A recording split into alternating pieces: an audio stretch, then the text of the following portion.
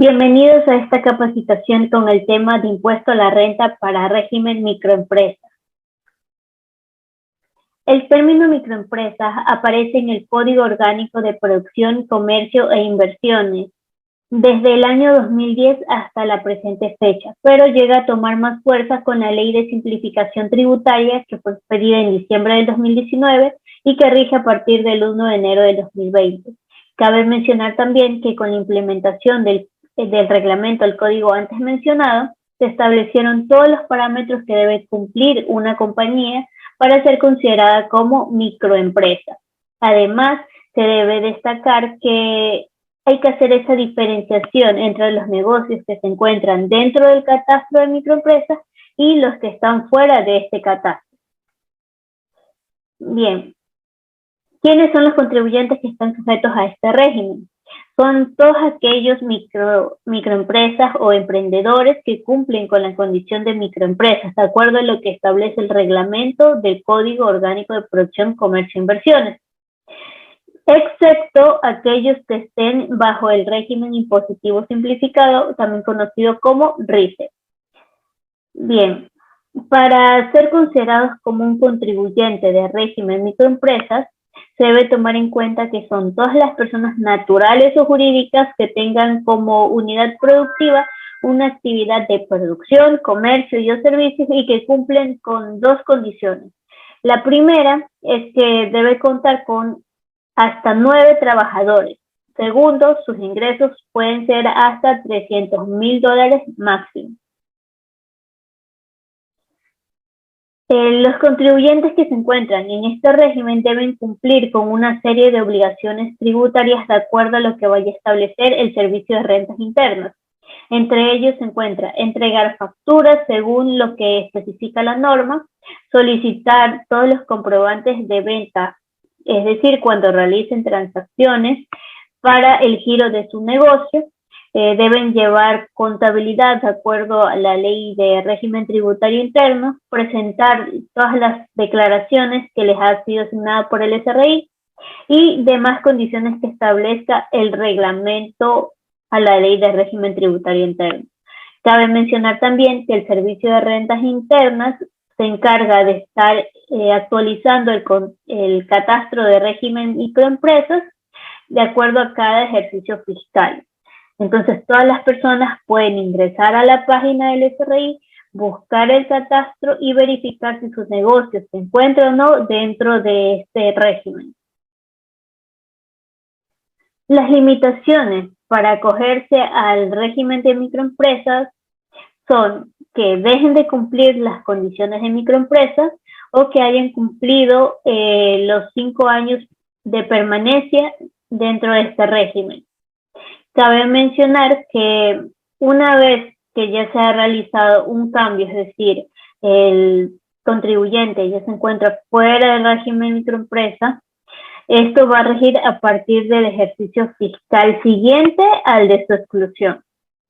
Ya, también cabe mencionar que otras excepciones para pertenecer a este régimen son de aquellos contribuyentes que tengan ingresos en relación de dependencia, que perciban rentas de capital, que tengan actividades de exploración, explotación y transporte de recursos naturales no renovables. Otras de esas limitaciones son que desarrollen actividades como la prestación del servicio de transporte público de pasajeros, entre otras. Bien, ¿cuál es la ventaja de pertenecer al régimen de microempresas o qué es lo que permite ese régimen? Permite que los contribuyentes puedan presentar sus obligaciones tributarias de forma simplificada y ágil, basándose en 3 ejes o 3 elementos, como reducir significativamente el número de deberes formales, apoyar a la liquidez del empresario y agilitar y simplificar el cumplimiento de sus obligaciones tributarias. Cabe mencionar que todas las personas que pertenecen a este régimen, si desean salirse del mismo, deben presentar todas las evidencias o todo el sustento para poder ingresar una solicitud de exclusión de este catastro. Por el contrario, si desea incluirse en el mismo, de igual forma deben presentar toda la evidencia. Bien, ¿cuáles son los beneficios tributarios del régimen microempresas y de aquellos que no se encuentran en el régimen microempresas? Porque así como existen beneficios para aquellos que están dentro del catastro, también hay beneficios para aquellos que no están en este catastro. Bien, como primer punto tenemos que para los que están y no están en el régimen microempresas tienen derecho al no pago de impuesto a la renta por 3 años, cuando cumplen con las siguientes condiciones, que son tener incremento de empleo y tener el 25% de valor agregado nacional dentro de sus procesos productivos. ¿Qué significa esto? Primero, el incremento de empleo se considera cuando, por ejemplo, tengo 10 trabajadores en mi empresa, contrato 2 más, estoy incrementando empleo. No se considera incremento de empleo cuando tengo 10 trabajadores, renuncio uno y vuelvo a contratar uno. Eso no se considera como incremento de empleo. Cuando hablamos del 25% de valor agregado nacional, estamos hablando que, por ejemplo, el negocio necesitaba una nueva maquinaria, ya siempre que cumpla con este 25% de valor agregado, se va a considerar para el no pago de impuesto a la renta por 3 años. Otro de los beneficios tributarios es que también existe la exoneración del impuesto a la renta cuando existen inversiones nuevas y productivas, de acuerdo a los sectores prioritarios, como el sector agropecuario, industrial, entre otros. Además, que deben también generar lo que es empleo neto. Como tercer beneficio se encuentra que para los que no están dentro del catastro de microempresas, se puede deducir hasta una fracción básica desgravada de personas naturales, que corresponde a 11.315 para el año 2020. Y también para aquellos que no están en el catastro pueden tener una rebaja de 3 puntos porcentuales en el pago de impuesto a la renta. Sabemos que el impuesto a la renta tiene el 25%, pero con esta rebaja se pagaría el 22%. Bien, ahora vamos a hablar acerca del pago de este impuesto, cómo se realiza. Y por única vez, en enero del 2021, se va a presentar la declaración de impuesto a la renta del año 2020 completo. Esta declaración de impuesto a la renta para el régimen microempresa se debe presentar de forma semestral. Sin embargo, por esto de la pandemia suscitada del COVID-19, para enero del 2021 se presenta la declaración por el año completo del 2020. Ya para el año 2021 significa que se procede a declarar lo que es en julio, el primer semestre del 2021, y en enero del 2022 se declara el segundo semestre del 2021. Bien, aquí en la diapositiva pueden observar un cuadro de la presentación de la declaración de este impuesto, que se realiza de acuerdo al 9º dígito del RUC o de la cédula del contribuyente, donde en el primer semestre se va a presentar en el mes de julio y de acuerdo al 9º dígito, al número 1 le tocaría a partir del 10, al número 2 el 12 y así sucesivamente. Para el segundo semestre, que se presentaría en enero del siguiente año, de la misma forma, con el dígito 1 se presentaría el 10 de enero, con el dígito 2 el 12 de enero y así sucesivamente. Bien, también hay otro tema importante a considerar, que aquellos contribuyentes, de acuerdo al artículo 15 de la resolución número 60, la declaración, además de la presentación de la declaración semestral, están obligados a presentar la declaración anual de impuesto a la renta, en la que se pueden considerar los valores declarados en la declaración de impuesto a la renta por régimen microempresa como un crédito tributario. Ya. De acuerdo al tipo de contribuyente, se va a presentar esta declaración y se tienen los siguientes casos. Las sociedades y los establecimientos permanentes de sociedades no residentes, en todos los casos, las personas naturales que tengan ingresos de otras fuentes adicionales a la actividad empresarial de régimen microempresa, las personas naturales que requieran solicitar el pago en exceso o reclamo de pago indebido de impuesto a la renta. Y esto lo vamos a ver más adelante en el ejercicio. Aquí pueden observar el formulario, este formulario 125 de impuesto a la renta para el régimen microempresa. No es un formulario muy extenso. De hecho, en el casillero 301 se pueden aclarar todos los ingresos obtenidos por la actividad sujeta a este régimen. En el casillero 302 se van a encontrar todos los valores por devoluciones, descuentos. En el casillero 303, aquellos ingresos que son exentos de impuesto a la renta y que correspondan a la actividad empresarial, es decir, al giro del negocio, y entre otros casilleros. Que una vez que se han colocado todos los datos correspondientes al ejercicio fiscal, se va a presentar el impuesto a pagar por este régimen, que corresponde al 2% de los ingresos. Ya. Además, se puede colocar las retenciones que se le han realizado durante el ejercicio para poder disminuir este valor de impuesto. Y de esta manera en el formulario, en el casillero 902, se va a reflejar el total a pagar. Bien, ahora vamos a hablar acerca de las retenciones. ¿Quiénes están obligados a realizar las retenciones? Todas las personas jurídicas o las personas naturales que están obligadas a llevar contabilidad y que pague o acredite en cuenta algún tipo de ingreso que constituya renta gravada para quien los reciba. Estos son aquellos que van a actuar como agente del impuesto a la renta, que significa que cada vez que exista una transacción de bienes y o servicios, la persona que está comprando, dependiendo si ha sido calificado o no como agente de retención por el Servicio de Rentas Internas, puede retener el valor de impuesto a la renta. Bien, además, los agentes de retención están obligados a emitir el respectivo comprobante de retención.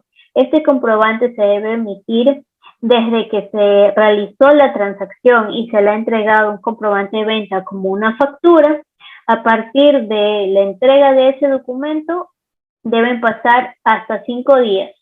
Ya dentro de ese rango de 5 días debe entregarse el comprobante de retención. De lo contrario, pueden existir sanciones. ¿Y cuáles son esas sanciones? Bien, el contribuyente puede ser sancionado con una multa equivalente al 5% del monto de la retención. Y en caso de que el contribuyente siga reincidiendo, se puede considerar esta acción como defraudación tributaria, de acuerdo a lo que menciona el artículo tributario. En esta diapositiva pueden observar la tabla de retenciones en la fuente, donde los porcentajes más utilizados son de honorarios profesionales y demás servicios relacionados con el título profesional, que corresponde el 10%, servicios donde predomina el intelecto y no está de acuerdo con un título profesional, el 8%. Tenemos también el servicio donde predomina la mano de obra, 2%, transferencias de bienes muebles de naturaleza corporal, el 1,75%. Anteriormente el porcentaje correspondía a 1%, sin embargo, con los debidos cambios que se han ido realizando, ahora corresponde al 1,75%. De la misma forma, cuando se trata de servicios, el porcentaje es el 2,75%. En esta diapositiva pueden observar un comprobante de retención con sus respectivas características. Es el documento que deben entregar todos aquellos que son agentes de retención. Se puede observar que cuenta con el RUT, la nomenclatura de comprobante de retención, el número del respectivo comprobante, la autorización del SRI para este tipo de documento, el nombre comercial del negocio o de la persona que va a emitir dicho comprobante, los datos como dirección, teléfono, además de diversos campos donde se va a llenar a quién se le está emitiendo la retención. Y finalmente un cuadro donde pueden visualizar el ejercicio fiscal, la base imponible de la transacción, el impuesto que va a ser retenido, el porcentaje de retención y el valor retenido, con la respectiva firma del agente de retención.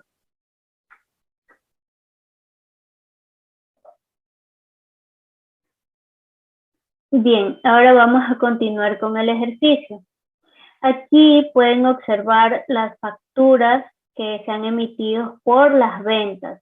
Vemos la fecha de emisión, el RUC, el proveedor, la referencia que en este caso corresponde al número del documento, en este caso son facturas, y el detalle de cada una de estas facturas, donde tenemos su total de IVA tarifa 0, subtotal de IVA tarifa 12, el subtotal correspondiente a la suma de estos dos casilleros, el IVA y el total de la factura. Una vez que nosotros tenemos organizadas todas las facturas y hemos sacado el total de cada uno de estos elementos a considerar, podemos tener los datos listos para nuestra declaración. De la misma forma, en esta parte pueden observar que son los datos obtenidos de los comprobantes de retención. De igual manera tenemos la fecha de emisión, el RUT, el cliente, la referencia, que viene a ser el número del comprobante de retención, y el DOC o documento a retener, que viene a ser la factura a la que está relacionada dicho comprobante.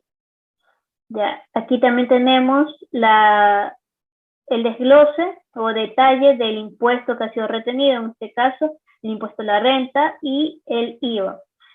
Considerando que estamos hablando de la declaración de impuesto a la renta para régimen microempresas, se va a tomar en consideración solo estos casilleros, donde dice impuesto a la renta. Específicamente el valor de la retención, el valor que nos han retenido por las ventas que hemos realizado. Entonces, una vez que tenemos el formulario, en la parte de ingresos, colocamos la totalidad de las ventas del ejercicio fiscal, que lo podemos encontrar en las pestañas de ventas, y vemos que el total corresponde a esta parte que está aquí, los 2.078,10 centavos, los colocamos en la parte de ingresos. Como no hemos tenido valores por devoluciones, simplemente tomamos en consideración la base imponible, ya calculando el 2% de estos ingresos, y nos da 41,56 centavos. En el casillero 402 colocamos los valores por retenciones en las fuentes que nos han realizado, que vemos en la pestaña de retenciones, en la parte del impuesto a la renta, y aquí vemos el total de los valores que nos han retenido.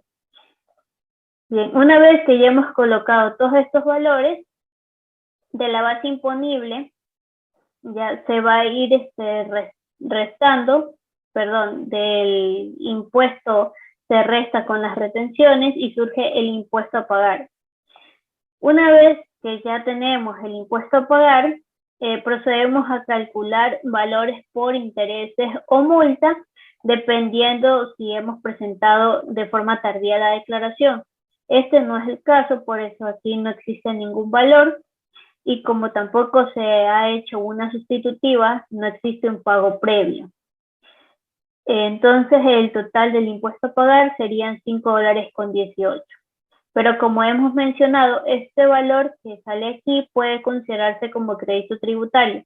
¿Pero en qué casos? Cuando el impuesto es menor al valor de las retenciones. Por ejemplo, el impuesto a la renta son $24, las retenciones corresponden a $45, me sale un valor negativo. ¿Qué significa este valor negativo? Que este valor puede utilizarlo como un crédito tributario en la declaración de impuestos a la renta para personas naturales o para sociedades, dependiendo de cuál sea el caso. Pero como el valor que obtuve anteriormente fue positivo, significa que ese es un valor que tengo a pagar. Bien, eso es todo de la capacitación del día de hoy. Muchas gracias.